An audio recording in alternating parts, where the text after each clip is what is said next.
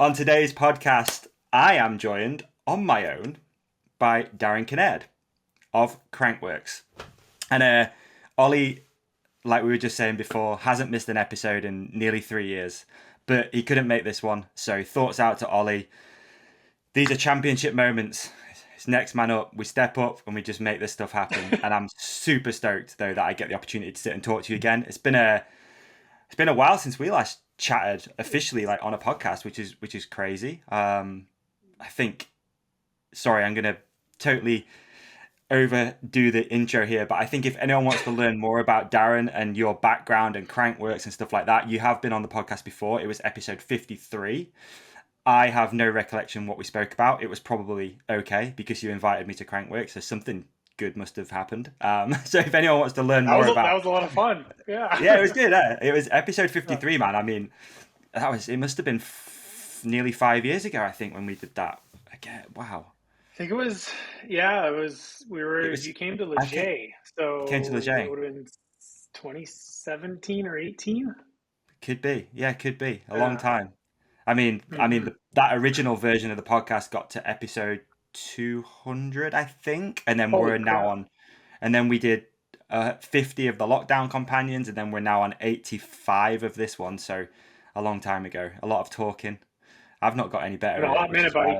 It's been a minute. So yeah, I think if anyone does want to learn more about Darren, please go back and listen to that episode. We've only got Darren for a pretty short period today, so we're going to jump straight into some of the topics that I think people might want to tune in and hear from you. Just as a bit of housekeeping before we get into this, I think for me, from the outside looking in at some of the movements in mountain biking and downhill over the last however many months, it feels like not very many months actually, a couple of months, there seems to be this us versus them thing going on, which I'm just going to put it out there. You know, you have like the whole UCI, Warner Brothers, Discovery, ESO Sports, and versus Crankworx / Red Bull. Oh, and no. I just want no, and that's what I mean. I just want to put it out there that isn't what I feel is going on. It isn't what I want this to be. This isn't like a who got you. It's not a trying to one up anyone.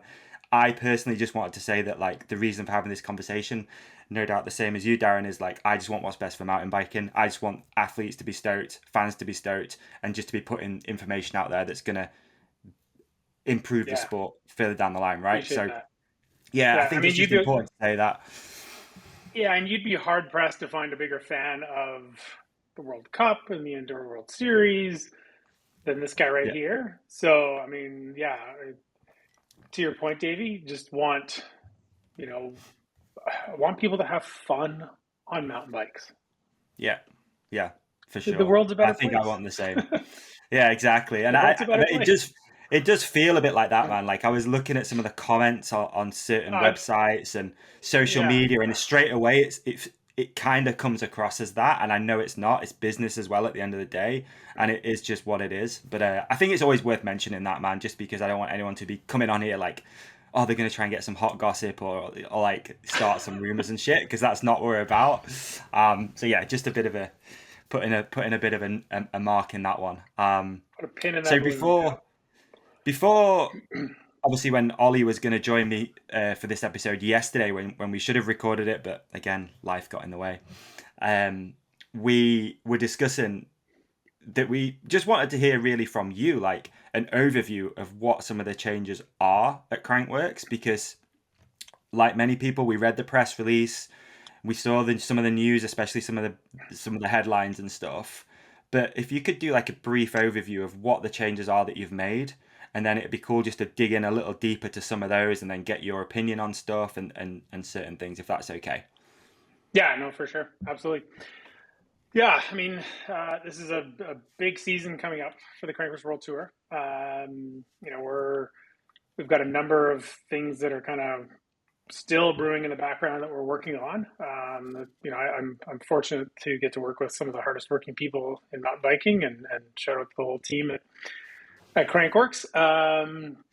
But yeah, on the downhill side of things, I think one of the biggest obvious pieces of news is the opportunity to get to work with Rob Warner. We're really excited to be having Rob in the fold, and having him call the downhill races alongside Elliot Jackson. Those guys have done an amazing job, Yeah. together the last couple of years. The whole team that have been hosting it for Rebel TV had done an amazing job the last few years. And Rob's been doing this since,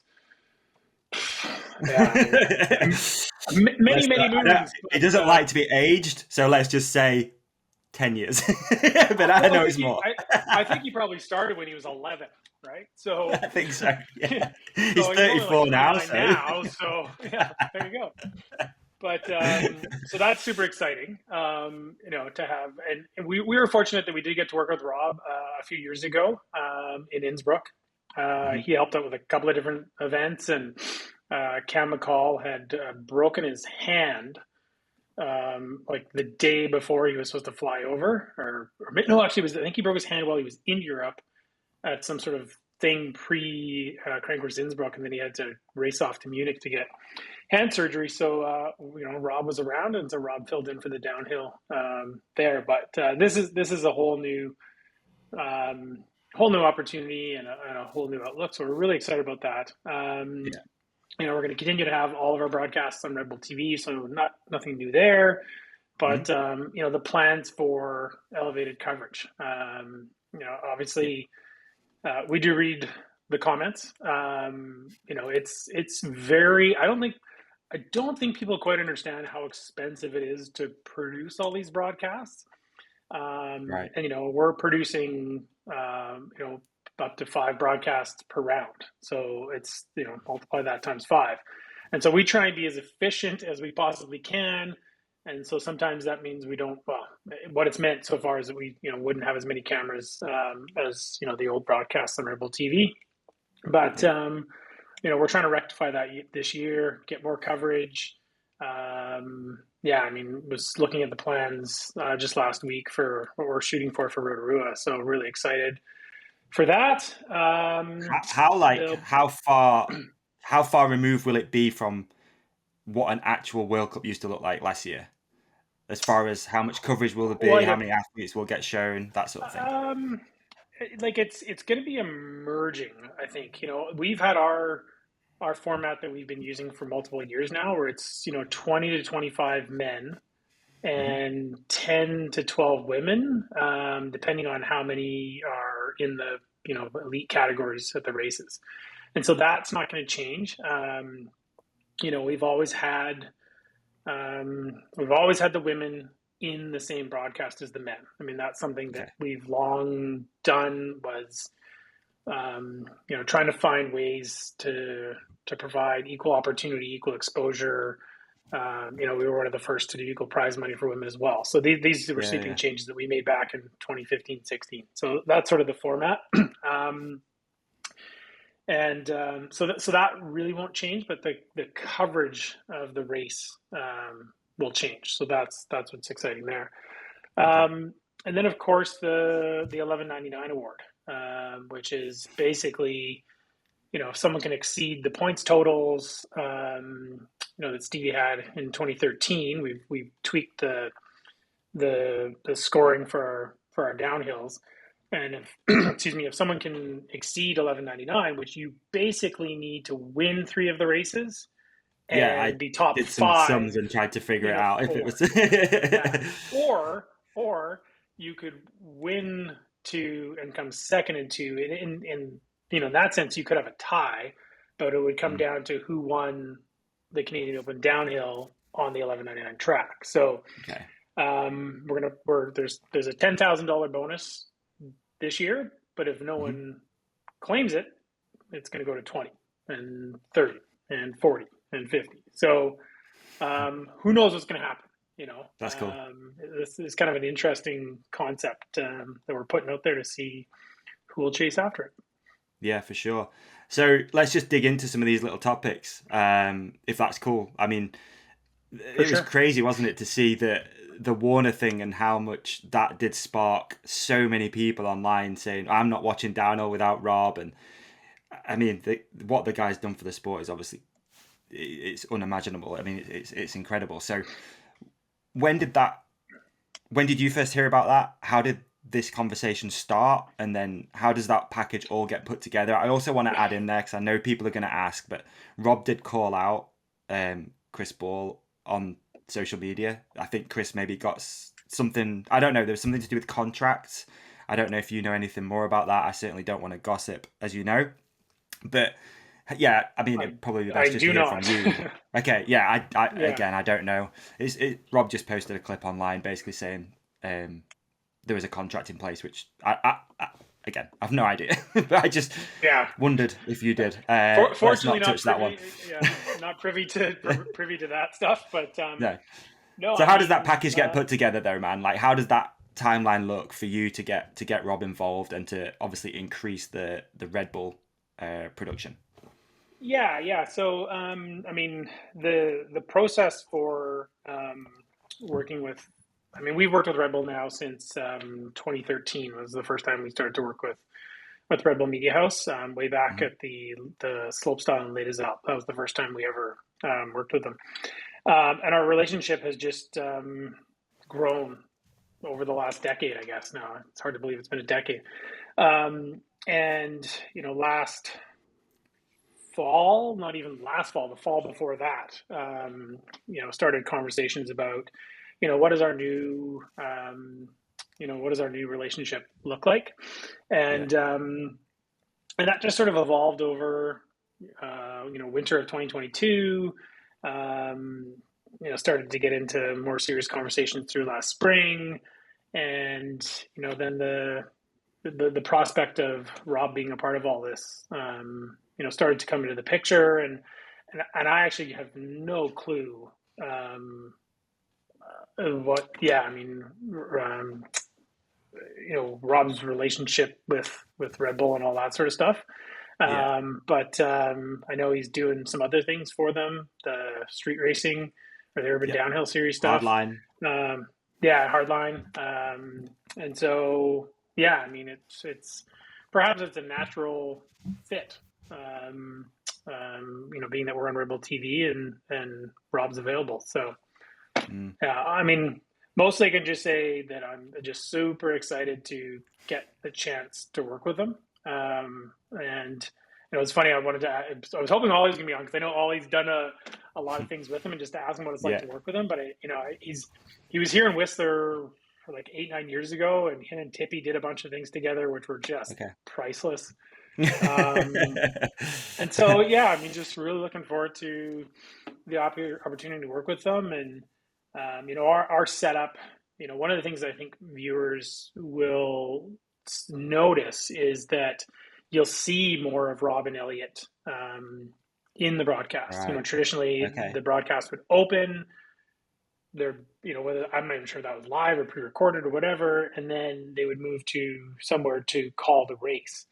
Yeah. Whereas, our shows, the announcers are kind of a part of the broadcast, and we go back to them and have them be a part of things. So that's something we're excited to explore, working with Rob and Elliot. Yeah. That sounds super exciting, dude, for sure. Um, this other thing, obviously, that I really wanted to talk about was, I mean, scheduling is a huge thing. Obviously, you've made this play of bringing Robin, increasing Red Bull's broadcast, etc. Do you feel that Crankworx is a sort of like a good? I'm trying to. I don't really know how to word it. Like another opportunity for downhill racers to go after that series rather than being the World Cup, or do you see it as two totally separate entities? I guess this is Um, something as well that's come up quite a lot through social media and comment sections and stuff like that. um, I think at the end of the day, people want to ride their bikes more. Yeah, People want to race their bikes more. And so, whether that's, stuff we're doing, or, the US Open, or, the IXS Cup, more opportunities for people to ride and race their bikes, that's a good thing. And so, yeah, that's, we're hoping to play a part in that. We're hoping to provide an opportunity for athletes to do more of that. Um, and yeah, I mean, at the end of the day, we're just, like I said, we want more people riding bikes. We want people to be happy riding bikes, and to have a ton of fun. And we think that, the atmosphere at Crankworx has always provided the opportunity for a ton of fun. And, Mm. that's what we want to continue to do. I think that's interesting you mentioned that. I think that's something that from the outside as well, looking in, the sport's obviously gone through some pretty big changes the last few months. And I feel like it's gone way more corporate feel with having the Discovery and ESO connection. That's how it feels to me. I might be off, but that's just kind of how it feels. Where I feel like for me, mountain biking is more of a festival atmosphere, more fun, a little bit looser, more other things going on. So, and I know that some athletes as well have kind of said the similar thing to us, Ollie and I on the podcast a little bit, that like it's just going in a different direction all of a sudden, and it's almost taken like a bit of a U-turn, and it's gone this way really fast. Like, but also there was such a lack of information out there. I think athletes were getting pretty, like rightly so, a little bit pissed off of not getting any information about what was going on. So, and I'd be interested to hear from your side. Obviously, you saw all that happening. And I remember sending you a link actually from a chat that we had with Bernard.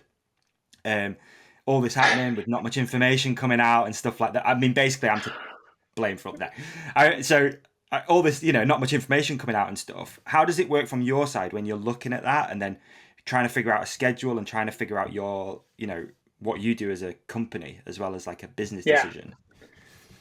So I'll answer the schedule Yeah.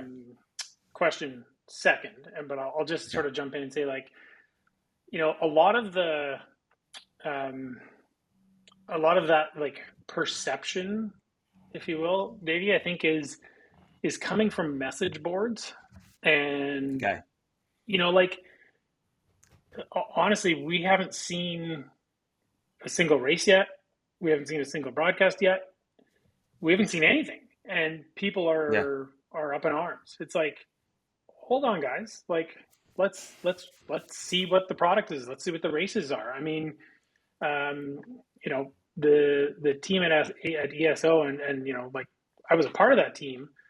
Mm. We did some pretty amazing things for 10 years for a sport that was just happening randomly in spots around the world. Yeah. Like, people were having a lot of fun at EWS races. I Mm. was fortunate enough to get to race 3 of them myself, and those Okay. are some of the most memorable times I can remember having on my bike. So, at the end of the day, I think people should be patient and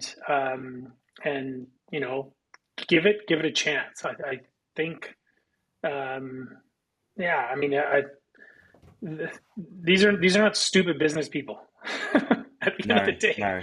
right? I mean, like, it's a big I think there investment, is that and feeling, though, isn't there, that people think that this big corporation, not that Red Bull's not a corporation, but have come in and they've like upset the apple cart, and it's going to be totally different. I think that is the general feeling out there. That's what like you said, like when you read the well, message but boards and but threads and that's what the stuff, it's message, like, people yeah, people just love to stir the shit pot on message boards, like, and half the time the message board is the entertainment. Like, mm, it's look at Twitter, and like, it's that becomes the entertainment, and people are like, the more controversial I can be, the more likes I'm gonna get, and the more whatever's, right? Like, it's just, and it's kind of, in a way, um I mean, it is what it is.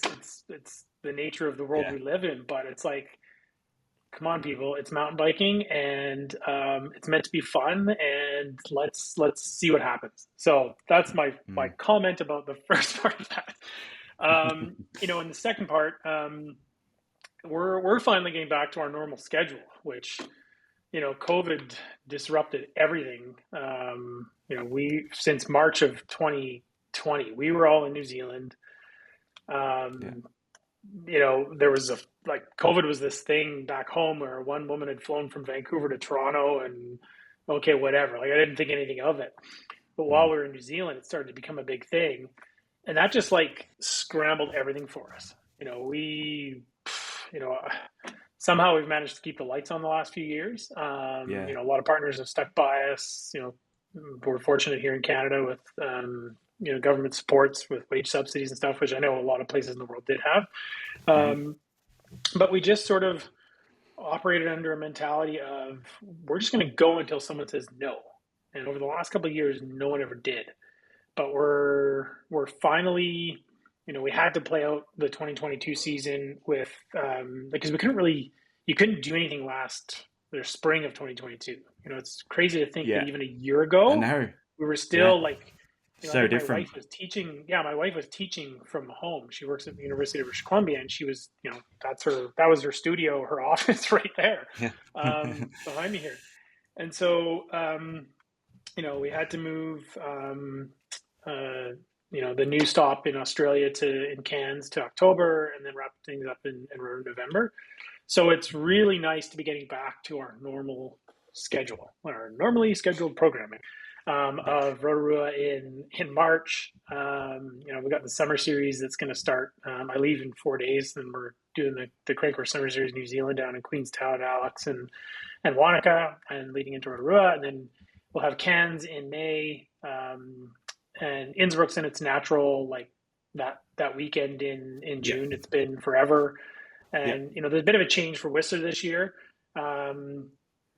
Because the world champs in Glasgow are happening in the first 2 weekends in August. And so we're like, we'll shift forward to July. And we're looking forward to it. I'm actually really looking forward to having a month off in August. So yeah, man, your schedule's hectic. I mean, I know just from even exchanging messages with you, hours are blocked out. It's wild over there. Just trying to get on the show is a mission itself. Yeah. This is our first AG1 Athletic Greens advert. Together in person, optimized. And to celebrate, we're going to show you how you make one. Yeah, we are. Yeah, but first, we should go through the points, right? Definitely, we should go through the points, and then we can use this as inspiration. Okay, so this is literally how it works. So we got to talk about us. But it's really easy with this product because I genuinely do use it every single day. Likewise. The mornings don't feel optimized without a scoop of Athletic Greens. It's completely become part of my daily routine. That's beautifully done, mate. Yeah, nice one. Okay, I'll do the next point. Yeah. Our mission is to empower people. Instead of people, I'm going to put companionship. Our mission is to empower the companionship to take ownership of their health with a simple daily habit. Yeah. What makes you stick to a habit? And how have you made AG1 a part of your life? I'm loving how it makes me feel, mate. And my days are genuinely better after I've had Athletic Greens. Knowing that you've taken 75 different vitamins, minerals, and whole food ingredients. Yeah. Before your eyes are even awake and before you're still wiping. Because you have to take it on an empty stomach, right? You have to take it on empty. Yeah, that's right. Yeah. So I do. It's literally first thing in the morning, get it done. That's how it's become part of the habit. Do you do it before brushing your teeth or after? I actually do it before. Is that gross? Okay, you go with the scoop guy. So that's and then you do a travel pack, and then we can show our beautiful companionship exactly how you do this. Exactly, right? Yeah. So that's a month's worth in that. It's a month's worth in here. Yeah, I keep that in the fridge. I keep all of it in the fridge. I don't keep it in the fridge, but it's better for it. Cold up north. There you go. You don't need to. Don't need to. All right. Okay. Do you want to do yours first, or should we do it at the same time? Let's do it at the same time because it's cute, and also because it's mainly audio. This is going to encourage people to go to the YouTube video to see us make it. Okay. The highly technical drink we made. Yeah. Okay. All right. I like. Here we go. The spoon's amazing. Hey, by the way, I'm currently using the travel pack. You've got 30 days worth in there. Yeah. I'm currently using the travel pack. Now, when people sign up using our code, they actually get 5 of these, and they're very useful for when you're on the road, because once this is a part of your routine, you don't want to stop it. Exactly. Even if you're on the move. Beautifully said. Thanks. Okay, so you're just gonna put yours in. I'm just gonna put mine in. That's a portion in. there. That's a portion measured out into a bag, and yours is a portion in a scoop. Yeah, pretty much. Yeah, so that's really good. Just wanted to give a shout out to the lovely container too, and the spoon. Oh, it doesn't feel high quality. The spoon's so nice. Yeah. So. What do you do next? Exactly. I just wanted to ask you. Okay. Well, I actually like to just start things off with a little bit of swill. Ooh. Is that called a swill? Yeah, that's nice. Oh, Or circular motion. Depends which part of the world I'm in to which way it spins, because sometimes if I'm in the other hemisphere, it actually goes the other way. So that's just completely dependent on my location. Go a bit of a more of an aggressive one. Yeah, and then I go with the aggressive one. Obviously, the location is important. Yours is actually spraying out and hitting me a little bit, but that's fine. Oda AG1. Yeah, the location is important because I've got the travel pack, whereas your direction is less important. What do you think the ideal location to drink an AG1 is? Right where you are right now. Beautiful. Okay, should we have a...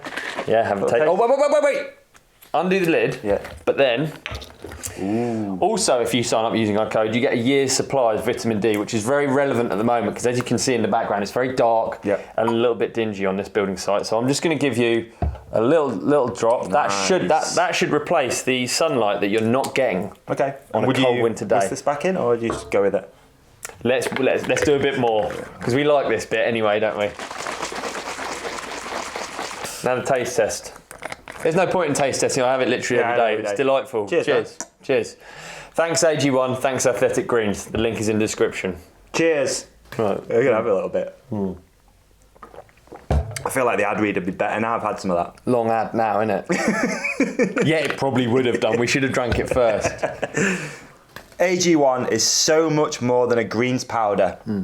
It's all of your key health products in one. And that's one thing I love about it. No more massive supplement drawer, man. Yeah. I used to have them all racked up there, all of the different ones, whereas now it's just boom. Literally that. It's that. Done. And that. All that. If a comprehensive solution is what you need from your supplement routine, then Athletic Greens is giving you a free 1-year supply of vitamin D and 5 free travel packs with your first purchase. Go to athleticgreens.com/ride companion. What address is that, Davey? athleticgreens.com/ride companion. That's athleticgreens.com/ride companion. And check it out.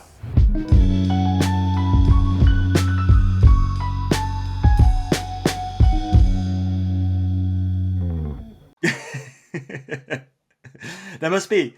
How does it work though with like the event sites? Because did you almost have to put them on hold until you knew what was going to happen with the UCI stuff? Because they were late to release their schedule too, right? That was only late 22. Yes, but I mean, we have conversations with people that help us, like provide information and March is typically a month when not much else is happening globally, so that's usually pretty wide open. Okay. We didn't really know the rest of I didn't realize that the World Cup wasn't going to start until June this year. It's late, isn't it? Or World Cup downhill wasn't going to start until June this year. It's all changed the naming, so I'm sure many people are going to screw that up for at least a good 12 months. Definitely. Yeah, it'll be the EWS. No, it's EDR. But it's Enduro, so that's what matters. Yeah, Enduro biking. Exactly. Yeah. But yeah, I mean, we'll see what happens in the future. But we do get some insights. Okay, understood.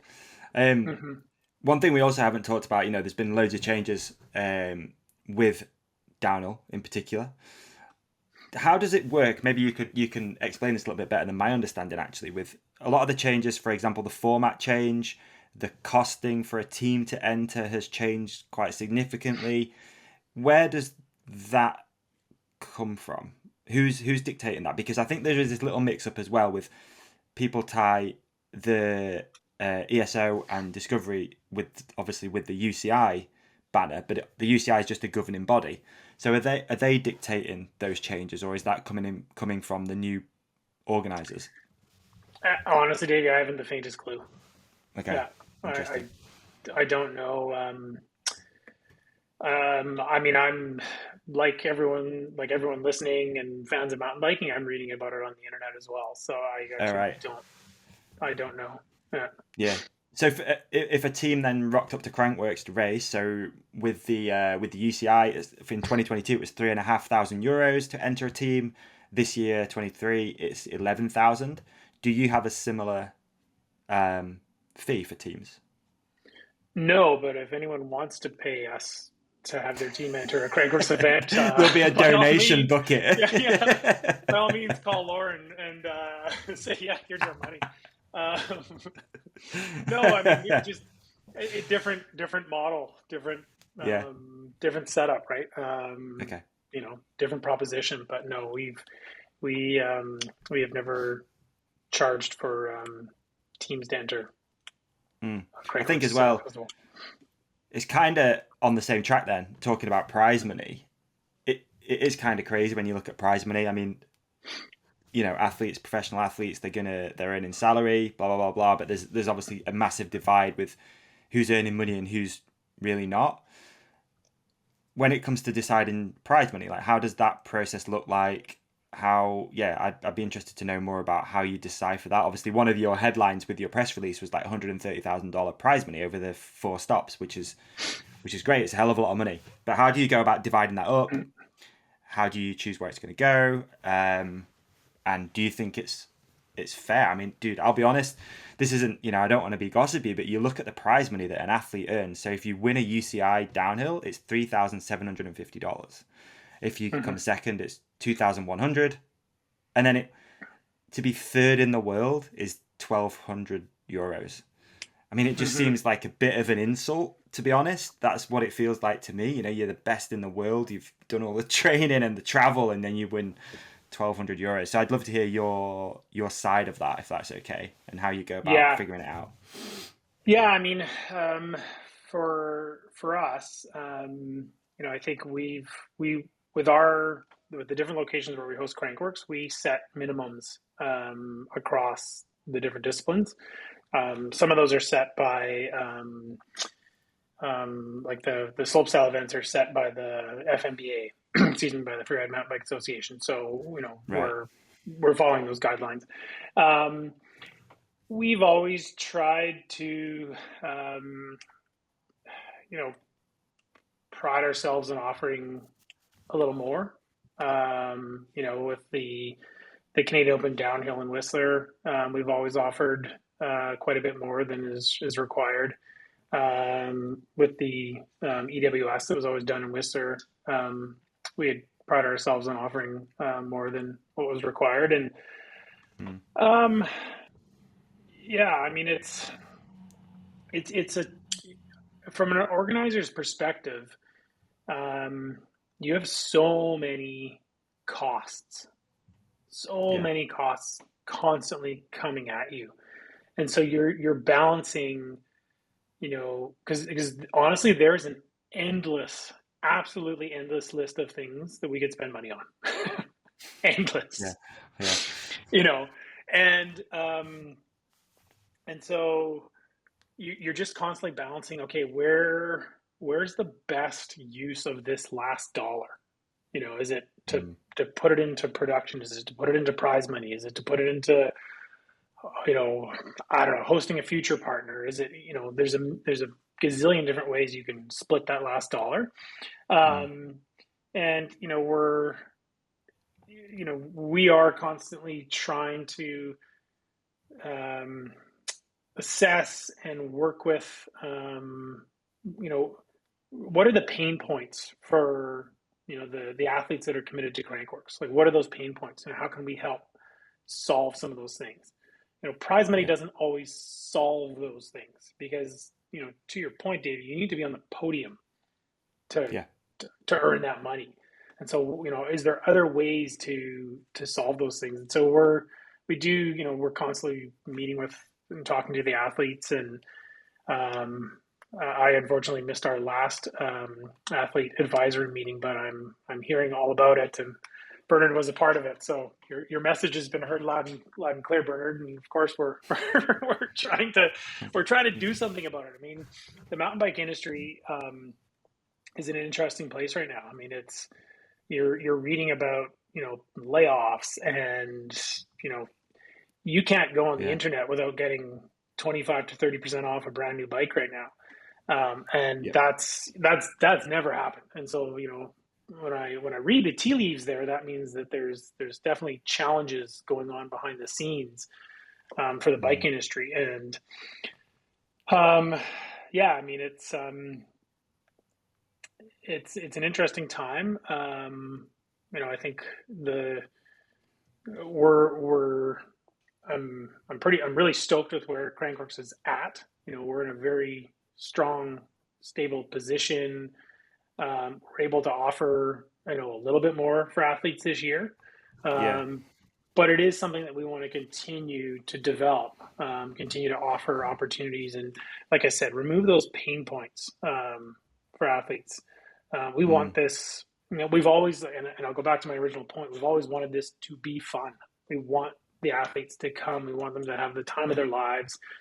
We want them to just be like, yeah, this is, you know, I mean, I remember when I was in my 20s and early 30s, I traveled the world, you know, doing whatever it wasn't getting paid to race mountain bikes, but you know, I had a blast. And you know, this is the athletes that get to participate in any of this stuff. You know, they've got unique skills. They are the best in the world, and they're fortunate. And you know, we want to make sure they have fun, and supporting them is a part of that. So you know, we want to continue to do that. Yeah. And obviously, you must hear as well from the athletes that it is going to be a factor for them coming and doing Crankworx events if they can make a little extra money that week or whatever it could be. Those 4 stops, then it's going to entice those bigger athletes. I know, like you've got Loic heading to New Zealand, for example. So it must be working like right away, right? And also, I guess you've got the increased broadcast, so it's more time on TV for those guys. Yeah, I mean, that's the other thing is that athletes get paid in many, many ways. You know, there's prize money, yes, but their contracts are based on exposure and based on the opportunity they get on TV or, you know, in highlights. Or, I mean, that's a big part of why all those brands are on their jerseys is the broadcast time. Definitely. So, yeah, I mean, that's part of what we're you know, hoping to provide is more of that and better versions of that, you know, to provide those opportunities for athletes to gain more exposure and go back to their partners and shake them upside down and give us more money. So, okay, this is a random one. Ollie didn't want to feel like he was missing out, so he's just sent me a video. Now, oh God. So I'm going to play it. And it's going to go one way or the other, but let's try it. Let's see what he's got to say. I've not seen it. It's literally just come through right now, dude. It's literally just come through right now. We're going to hit play, and then we're going to see what he has to say. So, with our lovely editing team's magic, we're going to go to a clip of Ollie, and I'll play it for you down the microphone so you can hear it. Okay. Hey, Ride Companion. It's Ollie here from Surrey. This is a question for Davi and for Darren. I was just hoping that... really, actually, for Darren, really. I was hoping he might be able to summarise how Crankworx plans to approach downhill in a way that it hasn't been approached by maybe the UCI or how it hasn't been approached before, or certainly how it's not being approached this year. We're yet to see anything. We don't know what it's going to be like. Obviously, there's been some rule changes, but yeah, I just thought a comparison would be great. Keep up the great work, guys. Big fan of the podcast. Peace and love. A-Town down. All right. So we've kind of covered a little bit of that question, but is there anything that sticks out that maybe we haven't spoken about where you feel like you are going to mix it up a little bit? Yeah, I mean, we'll see. I think the $11.99 award is something new and unique, to reward outstanding excellence, if you will. So I think that's pretty exciting. The addition of Rob is huge, obviously. But I think one of the things that I'm most excited about this year, with I think two things. The downhill in Rotorua and the downhill in Whistler being on separate weekends, so sort of like their own weekend to breathe and be its own thing in different locations. The Tiny Faw downhill, the RockShox Tiny Faw downhill in the Redwoods Forest, we've never broadcast from out in the forest. And I don't know if you've ever been to Rotorua, No, but all the events are at a gondola bike park area called Skyline. But the bulk of the riding in Rotorua is out in the forest, and the riding in the forest is unbelievable. And the track, I mean, the track's been there for years, but some of the modifications they made to it are incredible. Like we raced part of the track last year, but not the. I was going to say, have you used it before? There's some, like, the jumps they've built are just unbelievable. Yeah, go look on Bas van Steenbergen's social from last October, November, and he was hitting those jumps in the forest. And it's what's so cool is it's just anyone can go ride those jumps. They're just open. So like you get on a plane, go to Rotorua, go hit the jumps. But anyway, having it as a separate weekend, that's exciting. And then in Whistler, the same thing, but on this new track that's been in the works for a number of years, the 1199 downhill track. Yeah, what can you tell us about that? Is it brand new? Oh my goodness. Yeah, it's brand new. We got to use a very short segment of it for the EWS race in Whistler last year.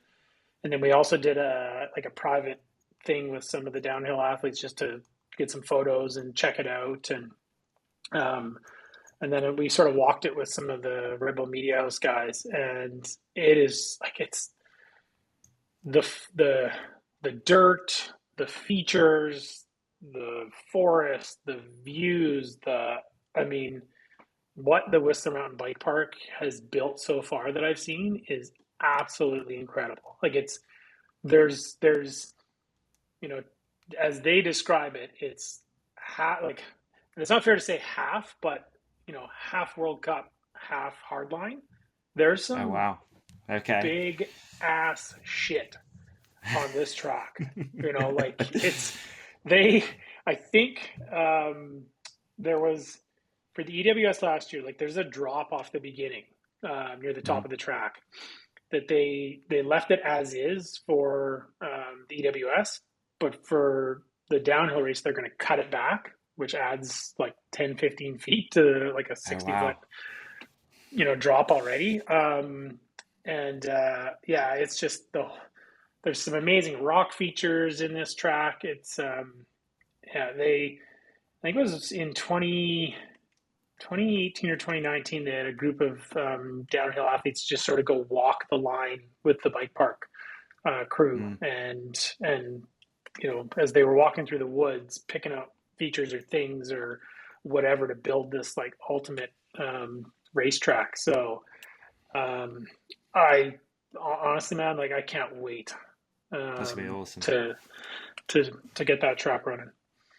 And that falls after 3 rounds of the downhill too. So people are in the swing of things as well, and then they're heading over to Whistler to do that. So that should be insane. It's really cool.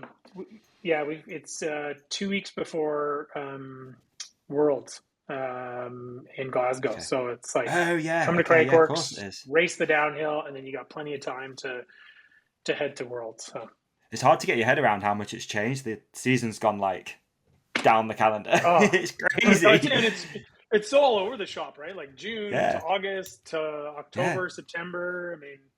I made some notes on it, and I was just like, wow, it really is all over the place.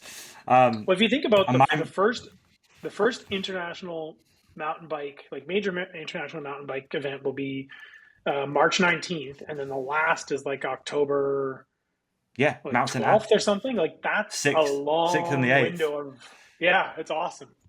Yeah. It's tough to try and peak in that season, isn't it? You got a lot of peaking to do. Well, it's funny. Athletes have been we want more races. We want more. Well, here you go.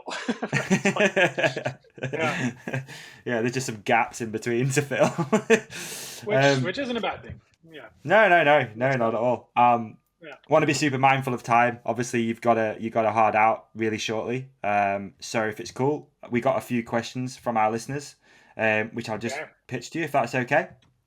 Sure. Feels unfair to make them wait for an episode and then we don't ask the questions. So here we go. I'll apologize that there was many things that got in the way of you and I doing this conversation and including a flat tire yesterday, but I feel like we've been trying to make this happen for like 3 weeks, right? We really have been going back and forth. We were waiting for a sign off. We're waiting, But anyway, we finally made it happen. Okay. Some of these are a little bit hard pressing, I'll be honest, because it's the listeners, so I don't have to put my name on them. So, yeah. All right, we'll do a little quick fire though. Can I like, call a friend or whatever it is? It's like, who would win in a fight, you or Chris Ball? It's that sort of stuff. It's really not, I'm joking. All right, at 2-1 Racing, if you could change the way the UCI functions in one simple step, what would it be?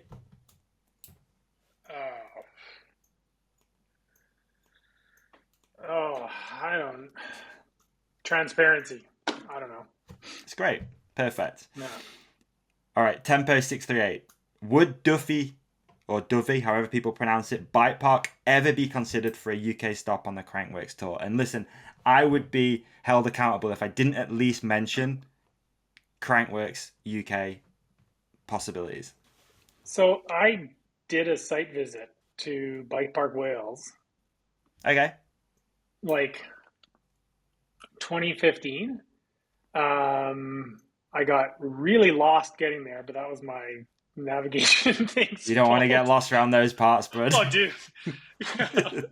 So I missed some meetings and stuff, but yeah, I mean, a Crankworx in the UK would be all time. Yeah. All time. Yeah. You As an event organizer. Oh, mate, for sure. As an event organizer, though, with, you're trying to expand all the time as a business and stuff, are there any countries that you have your eye on that we don't necessarily have any events in right now? Nothing that we necessarily are, focused on and have our eye on, but we do have a number of conversations that, are ongoing and maybe one day they'll turn into something, but constantly having ongoing conversations, and the more we can bring the fun, madness, insanity that is Crankworx to more places around the world, bring it on, right? Like it's Is there like a sweet spot of event, like amount of events that you'd have a year? Because there must be some sort of terminal velocity where you literally can't do any more. For my own mentality, or for what's the sweet spot? I kind of we're close to it. Is now, it 3? Yeah. No, we're kind of there now. We've got a good mix of the World Tour stuff, and then the Summer Series in New Zealand and Summer Series in Canada, the 3 events in Canada that we do.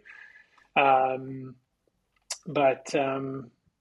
mean, as long as the sweet spot is, as long as there's places that want to, host Crankworx, and as long as there's athletes that want to go to it, let's do that, as long as it makes sense. And so, myself and our whole team, we love what we get to do. And, I mean, Jimmy, our sport manager, him and I joke that we would probably go on the road 345 days a year if we were allowed to, but you have like Crankworx Bali.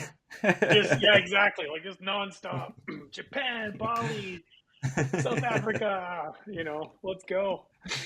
All right, last question, and then I'm gonna let you go because I don't want you to be late for your next appointment. All right, at James Cross, do you have any plans to include Enduro?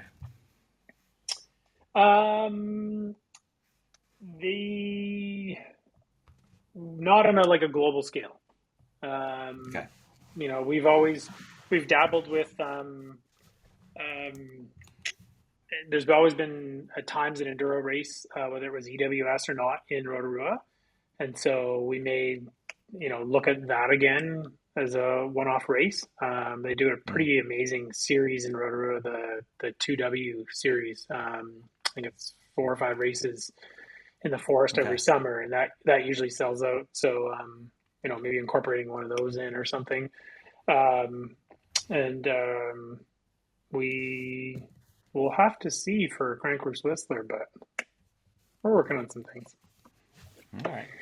I like it. We're leaving it on a little hook. I like it. All right. You're a professional. Oh, man. Stay tuned. I really appreciate you doing this, man. Obviously, it's always great to sit and chat with you. I wish we had more time. We could have really, gone even harder on some of this stuff and talked more. But I know we have got a time constraint. But massive thank you again. If anyone wants to find out more, best place to go, crankworx.com. Yeah, crankworx.com or at Crankworx on all of the socials. And thank you, Davey, for having me. And I'm sorry this was such a pain in the royal ass to get scheduled, but I'm really stoked we were able to pull it off today. So it's like going back to my roots with the podcast. The podcast originally started as just me having guests, and I was saying to Ollie before we recorded, I was like, I've not felt like nerves before a podcast for a long time, because usually it's just me and him and we have zero plan. We just hit record, and as you know, we just see you guys what just drink Dr. Pepper and Corona. Yeah, we just hang out. So I am gutted he's not here for this. I think we could have, Ollie would obviously bring something extra to the table. But if you have some more time when you're in New Zealand or something, and we can catch up again, like, you're always welcome, as you know, man. You're part of the family for sure. So appreciate it.